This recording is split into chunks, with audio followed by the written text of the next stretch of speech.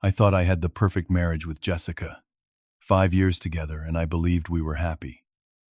Then one day I found strange text messages on her phone while she was in the shower. Something about starting a new life with someone else. My heart sank, but I kept quiet, trying to figure things out. A week later, she looked me dead in the eyes and said, "Chance, I am leaving you." No explanation, no remorse. What happened next would change everything. I thought I knew about love, loyalty, and second chances. Trước khi tôi tiếp tục, hãy cho tôi biết bạn đang xem từ đâu và nhấn subscribe nếu bạn từng trải qua sự phản bội. Câu chuyện này sẽ cho bạn thấy đôi khi mất đi một người lại mở ra những cánh cửa bất ngờ đáng giá hơn rất nhiều. I am Chance Miller, a 32-year-old software engineer living in the suburbs of Boston. I met Jessica when we were both fresh out of college. She was stunning with her auburn hair and infectious laugh that could light up any room. After 2 years of dating, I proposed during a weekend trip to Cape Cod. The wedding was everything we had dreamed of. Intimate, yet elegant. Surrounded by our closest friends and family. For 5 years, I thought we had built a solid foundation. We had a beautiful 3-bedroom house with a spacious backyard, where I imagined our future children would play. We were financially stable with good careers and a decent savings account. Jessica worked in marketing for a prestigious firm and seemed to be climbing the corporate ladder with ease. I had recently been promoted to lead engineer at my company, which meant longer hours, but also a significant pay increase. We had plans, so many plans. Our 5th anniversary was approaching, and I had been secretly organizing a trip to Italy, a place Jessica had always wanted to visit. We had also been discussing starting a family within the next year. Everything seemed perfect on paper. We rarely fought, enjoyed the same movies, and could spend hours talking about our day over a glass of wine. Jessica had a complicated family situation. Her parents divorced when she was 12, and both remarried shortly after. Her mother, Janet, and stepfather, Robert, had a daughter together, Amanda, who was 5 years younger than Jessica. From the beginning, I noticed a certain tension between the sisters.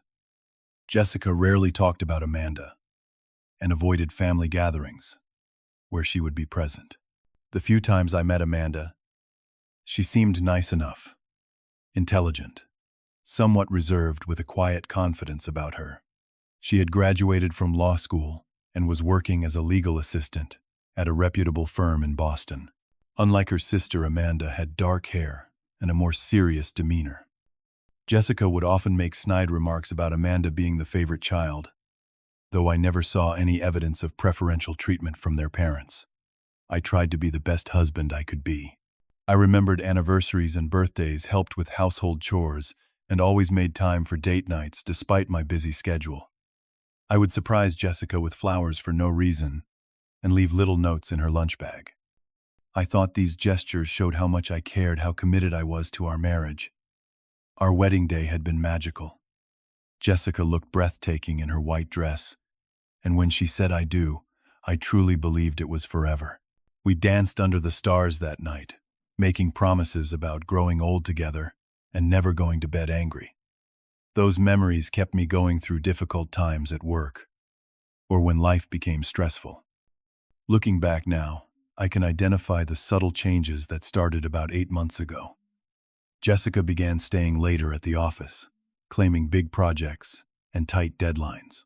Our intimate moments became less frequent, and when they did happen, something felt different, mechanical almost.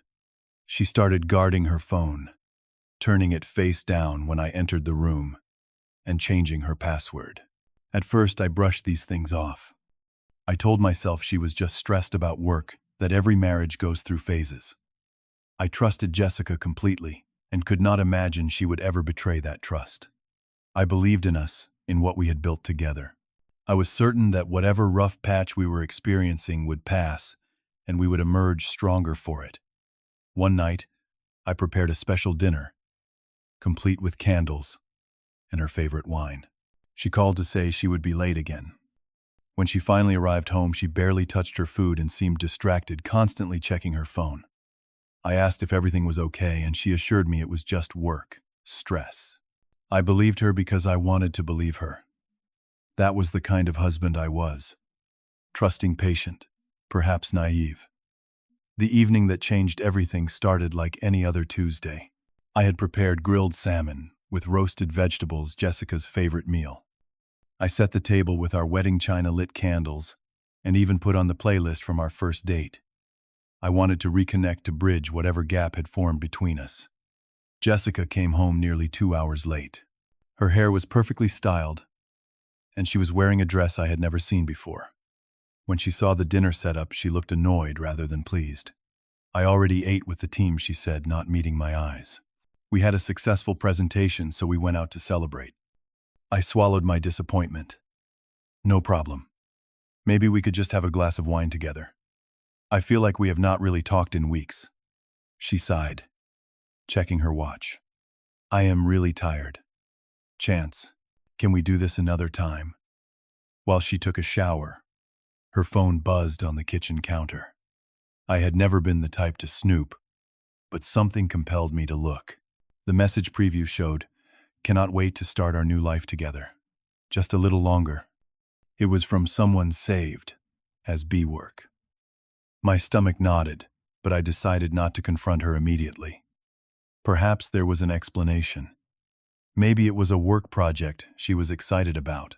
I needed more information before jumping to conclusions. The following week was excruciating. Jessica came home late, every night, barely spoke to me, and started sleeping in the guest room, claiming my snoring kept her awake. This was a new complaint after 5 years of marriage. I tried multiple times to talk to her, but she always had an excuse to cut the conversation short. On Thursday, I sent flowers to her office with a note, asking if she would have dinner with me that evening. She texted back that she had to work late again. I decided to surprise her with takeout from her favorite restaurant. When I called her office around 7:30 p.m., her colleague Megan answered.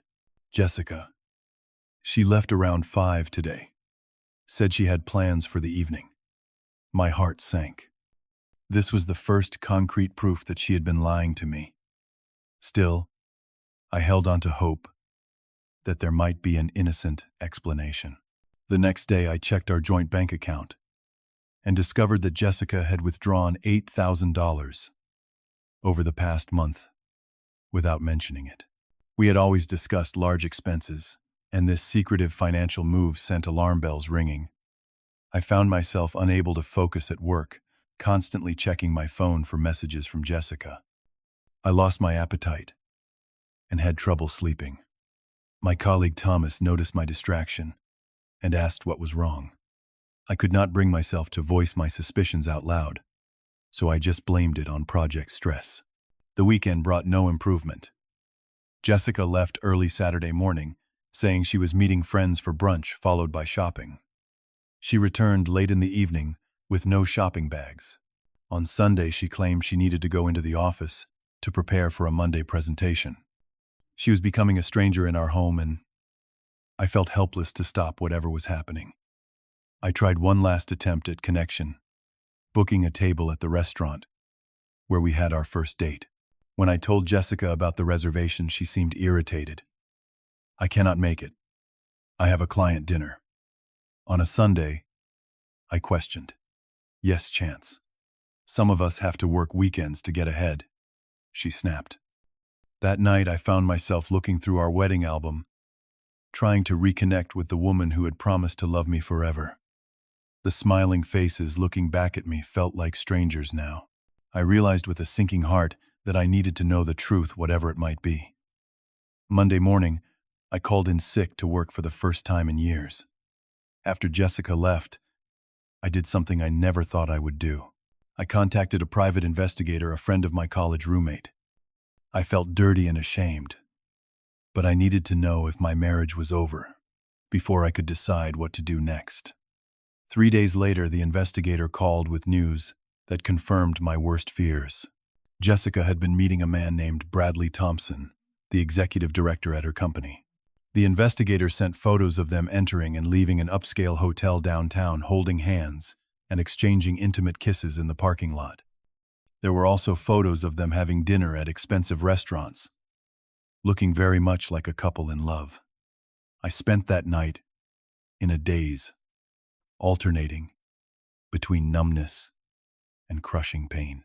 I Googled Bradley Thompson and found he was in his late 40s, married with 2 teenage children, and extremely wealthy. He had a reputation as a charming businessman who had built his company from scratch. He was everything I was not: powerful, established, connected. The next day I noticed several of Jessica's expensive jewelry pieces were missing from her dresser. When I checked her closet, I found empty spaces where her designer bags had been. She was moving out piece by piece, hoping I would not notice, all while pretending everything was normal. I called in sick again, unable to face my colleagues while my life was falling apart. Around noon, my phone rang. It was Janet, Jessica's mother. "Chance, honey, I just wanted to check how you are doing. Jessica mentioned you two are going through some changes." My heart raced. What kind of changes did she mention? Janet paused awkwardly. "Oh, I thought you knew. She said she is very happy with her new relationship and that you two had discussed separating. She said it was mutual." I thanked Janet and hung up, rage building inside me. Jessica was not only cheating but rewriting our story to make herself look better. Later that afternoon, my friend Kyle called. "Man, I ran into Jessica yesterday at Westfield Mall. She was with some older guy. When she saw me, she acted weird and pulled him away. Is everything okay between you two?" "No," I finally admitted out loud. "I do not think it is." Kyle hesitated before adding, "Look, I do not want to make things worse, but she has been telling people you were neglectful and emotionally absent. A bunch of us who know you do not believe it, but I thought you should know what she is saying." The betrayal cut deep. Not only was Jessica cheating, but she was also assassinating my character to justify her actions. I spent that night pacing our house, looking at photos, remembering our life together and wondering how it had all gone so wrong. The next morning I decided to confront Jessica. I drove to her office during lunch hours, hoping to catch her before she went out. As I pulled into the visitor parking area, I saw them. Jessica and Bradley were embracing by his luxury car, completely oblivious to their surroundings. When they broke apart, Jessica noticed me and froze. Bradley followed her gaze, frowned, and quickly got into his car and drove away. Jessica walked towards me, anger and embarrassment battling on her face. "What are you doing here?" she demanded.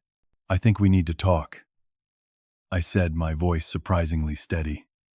"There is a coffee shop across the street." Once seated with untouched coffees between us, Jessica dropped all pretense. "I am in love with Brad," she stated flatly. "I want a divorce." Even though I had known it was coming, hearing the words knocked the air from my lungs. How long, I managed to ask. 6 months, she admitted. "It just happened. Chance. I was not looking for this." 6 months, I repeated, trying to process that half of the past year of my life had been a lie. Jessica's expression hardened. "Brad is going to make me director of marketing once this blows over.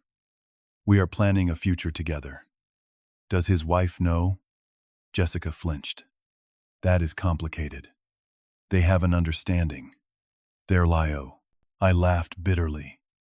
Like the understanding we had about fidelity in our marriage vows. Her eyes narrowed. "Do not act so righteous.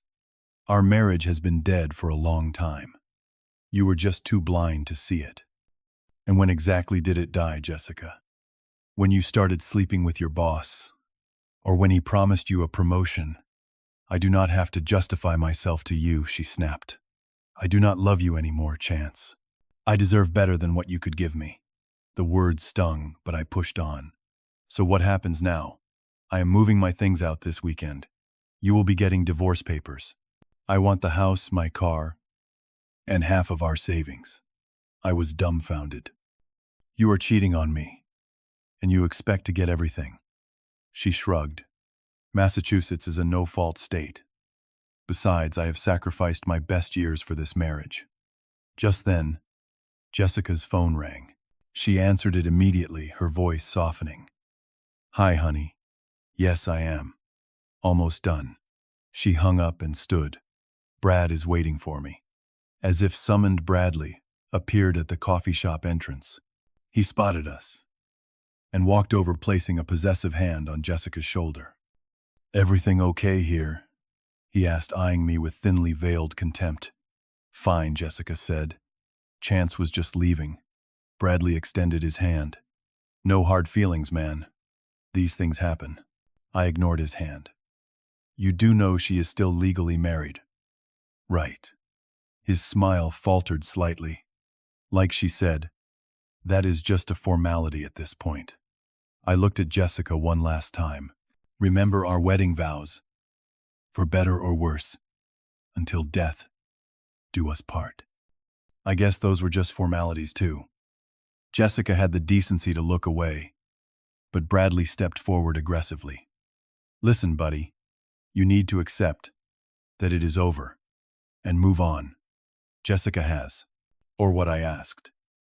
Standing to my full height, Bradley backed down slightly.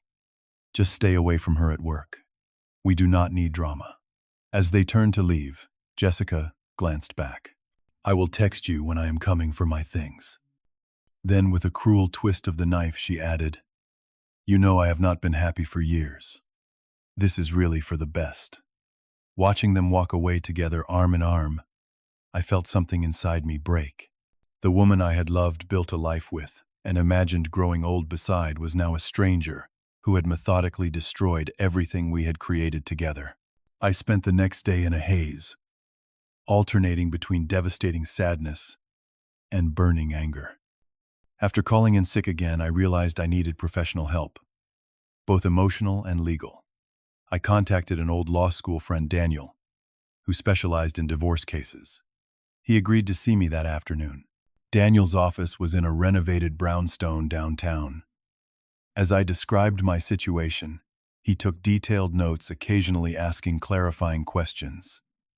When I finished, he looked at me with sympathy. Chance, I am not going to sugarcoat this. Massachusetts is indeed a no-fault state, but that does not mean you have to roll over. The infidelity, the secret withdrawal of funds, and her moving possessions without your knowledge, these all matter in negotiations. He explained we needed to gather evidence. Bank statements, text messages, photos from the investigator, and testimonies from friends who had heard Jessica disparaging me. The goal is to be prepared for either mediation or court, Daniel explained. Most cases settle, but we want a strong position. As I was leaving Daniel's office, I quite literally bumped into someone turning the corner, sending papers flying everywhere. As I helped gather the scattered documents, I realized it was Amanda, Jessica's stepsister. I had not seen her in almost 2 years. Chance, she said, surprise evident in her voice. What are you doing here? I had a meeting with Daniel Parker, I replied, not wanting to elaborate. She nodded, a look of understanding crossing her face. He is one of our best divorce attorneys. I realized she worked at the firm. You are here too, legal assistant. For about a year now, she said, gesturing to her badge. I had no idea you and Jessica were. She trailed off. Neither did I, until recently, I admitted. An uncomfortable silence fell between us. Amanda bit her lip, looking conflicted. Would you like to grab a coffee? She finally asked. My break is in 15 minutes. At the coffee shop down the street, we sat in a corner booth. Amanda seemed nervous, stirring her latte endlessly. I am sorry about you and Jessica, she began, though I cannot say I am entirely surprised. I raised an eyebrow. What do you mean? Amanda sighed. Jessica has always been calculating. Even as kids, she knew exactly how to get what she wanted, regardless of who got hurt. Sounds like you speak from experience. I noted. She gave a sad smile. We were never close, as you know. But I saw what happened with her boyfriend before you, Mark. Similar situation. She left him when someone better came along. This was news to me. Jessica had told me her previous relationship ended because they wanted different things. She told everybody he was emotionally abusive. Amanda continued. But I knew Mark. He was a good guy who adored her. She just found someone who could advance her career faster. Why are you telling me this? I asked. Because you deserve to know you are not the problem, Chance. This is what she does. And because I always thought you were too good for her, I was taken aback by her candor.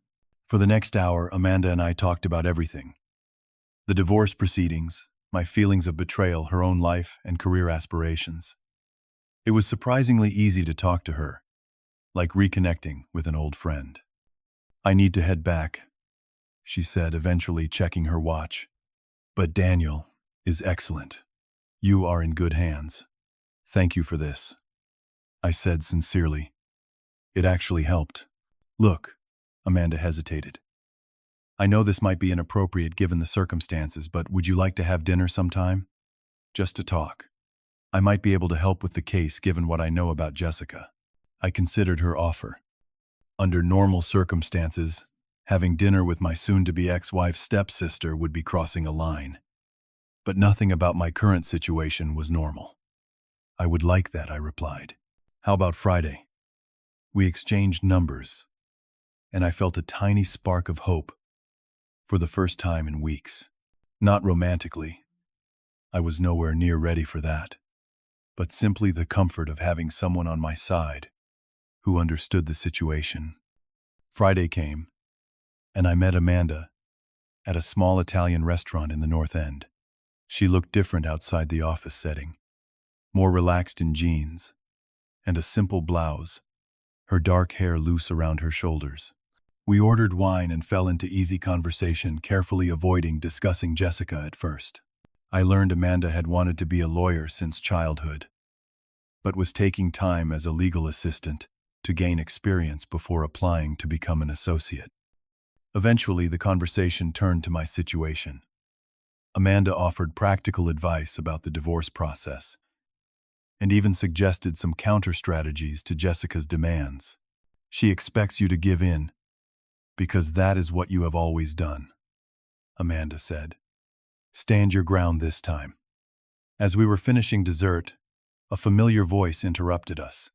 Well, this is interesting. Jessica stood by our table, her expression thunderous. She was alone, dressed for a night out. Jessica, I acknowledged calmly. Really, Amanda? Jessica hissed. My husband. How pathetically predictable. Amanda remained composed. We are having dinner as friends. Not that it is any of your business anymore. Jessica laughed harshly. Friends, please. You have always been jealous of me. We should not do this here, I interjected, noticing other diners looking our way. Jessica leaned in her voice, low and venomous. You know what, you two deserve each other. The dutiful husband and the plain sister, always living in my shadow. I stood up, my voice level. You wanted to leave me, Jessica. I am simply moving forward with my life, like you did 6 months ago. Her eyes widened at the specific time frame, realizing I knew more than she thought. Enjoy your dinner, she spat, then turned on her heel and left. Amanda looked mortified. I am so sorry about that. Not your fault, I assured her. Actually, it felt good to stay calm while she lost control. When I paid the bill, Amanda walked with me to my car. Before parting, she touched my arm. For what it is worth, she is making a huge mistake letting you go. Over the next few weeks, Amanda and I developed a genuine friendship. She helped me prepare for meetings with Daniel, offering insider knowledge about how the firm approached cases like mine. We went to movies, tried new restaurants, and gradually I felt myself healing. It was not a rebound relationship.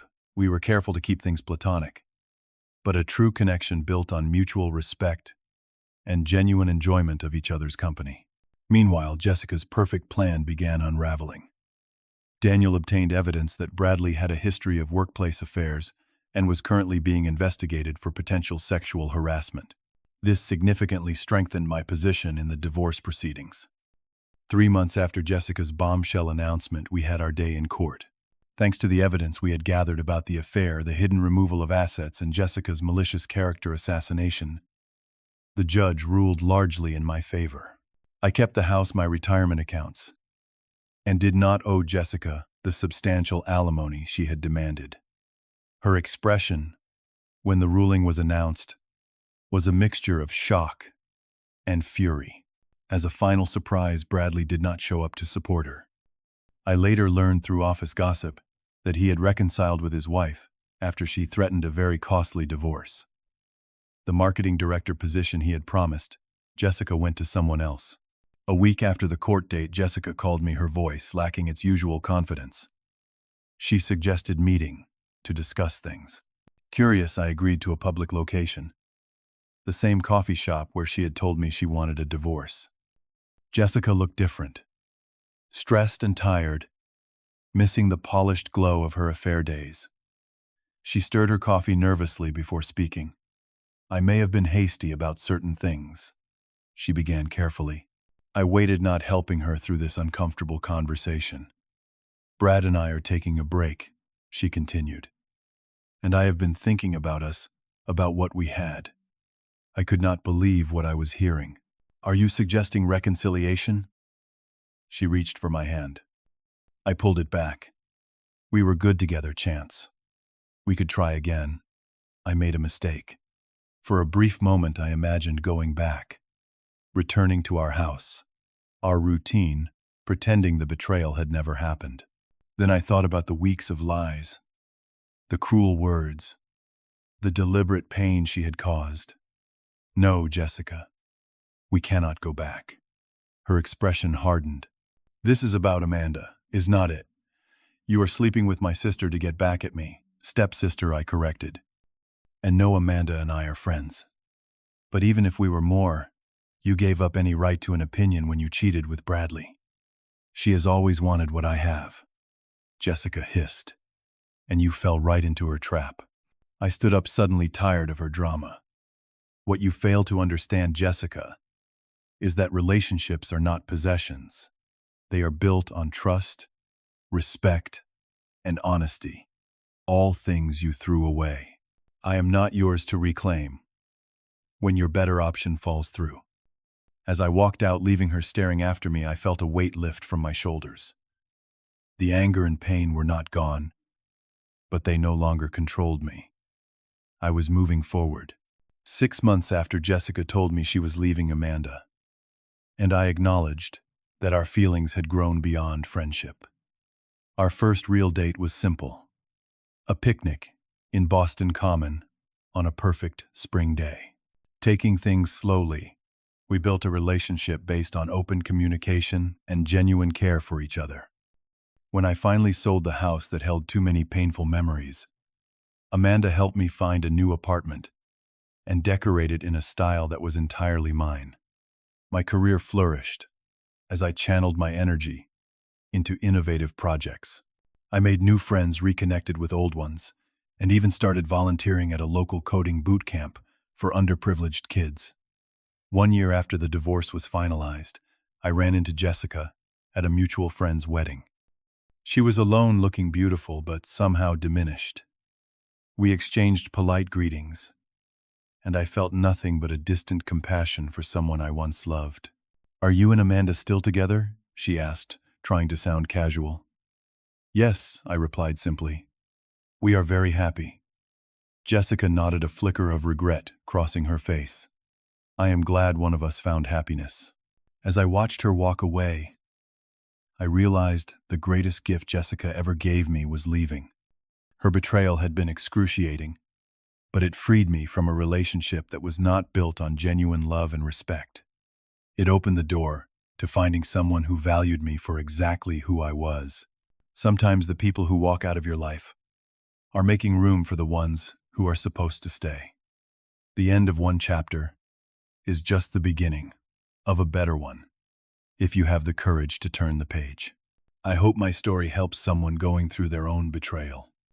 Remember that the pain does not last forever, and sometimes what feels like the worst thing that could happen turns out to be your path to something authentic and true. If you are in the middle of your storm right now, hold on. The calm will come, and you might find something beautiful waiting on the other side.